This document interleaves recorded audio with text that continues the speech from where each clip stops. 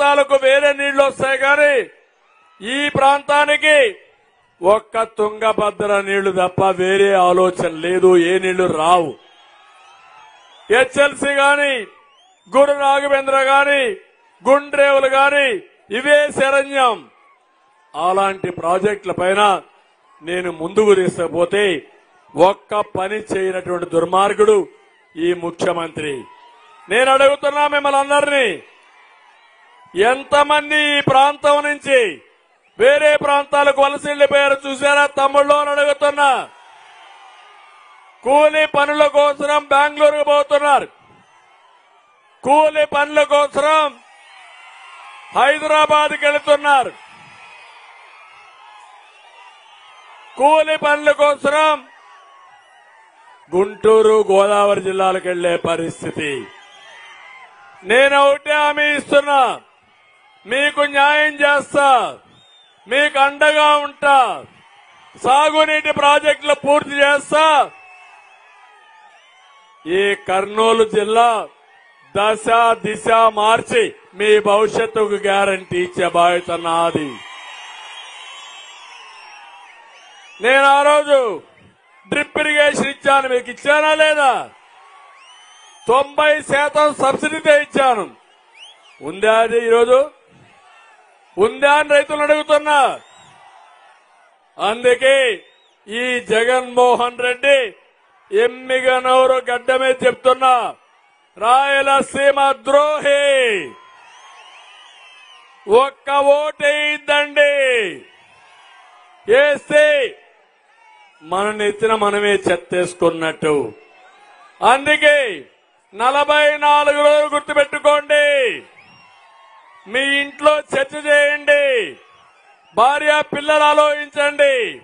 నేను వస్తా ఉంటే చూశాను, ఎక్కడ చూసినా మంచి ఎండ కూడా లెక్క పెట్టుకోకుండా 3 ఏళ్లు 4 ఏళ్ల పిల్లలు తండ్రుల భుజాలపైన ఎక్కి చంద్రన్న మా భవిష్యత్తు నీదేనని వారు చెప్పినప్పుడు నాకు అనిపిస్తుంది, నా మీద ఎంత నమ్మకం పెట్టుకున్నారని. చూస్తున్నారు అదే సీనా మారిగా పిల్లలు.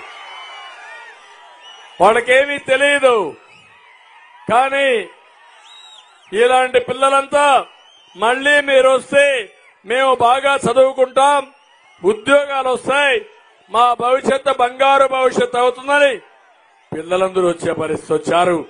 వాళ్ళందరికీ ఒకటే హామీ ఇస్తున్నా, మిమ్మల్ని పూర్తిగా ఆదుకునే బాధ్యత నాది. మీకోసమే కాదు, మీ పిల్లల భవిష్యత్తు కోసం కూడా ఆలోచిస్తా. ఈ కర్నూలు జిల్లాలో మీరు ఒక్కసారి చూస్తే ఎక్కువ మంది పేదవాళ్లు ఉన్నారు, అవునా కాదా? ఎక్కువ మంది వెనుకబడిన వర్గాలు ఉన్నారు, అవునా కాదా? బోయ, కురబ, చేనేత వీళ్లే ఎక్కువ మంది ఉన్నారు, అవునా కాదా?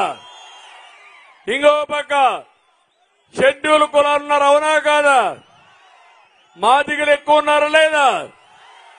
మైనారిటీలు ఎక్కువ ఉన్నారు. అందరూ కూడా పేదవాళ్లే. తెలుగుదేశం పేదవాళ్ల పార్టీ, తెలుగుదేశం పేదవాళ్ల పక్షం. మీతోనే ఉంటాం. మీ డిఎన్ఏలో ఉంది తెలుగుదేశం పార్టీ, డిఎన్ఏలో ఉంది బీసీ. నేను ఇది గుర్తుపెట్టుకుంటాను.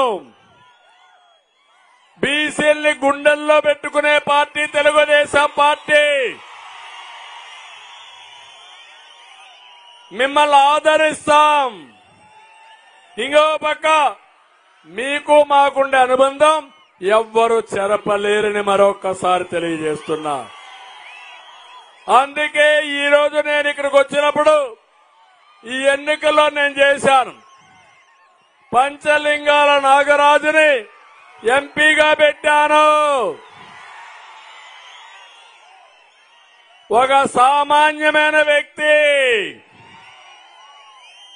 ఒక ఎంపీటీసీగా గెలిచిన వ్యక్తి, కురబల కోసం రాజీలేని పోరాటం చేసిన వ్యక్తి పంచలింగాల నాగరాజు.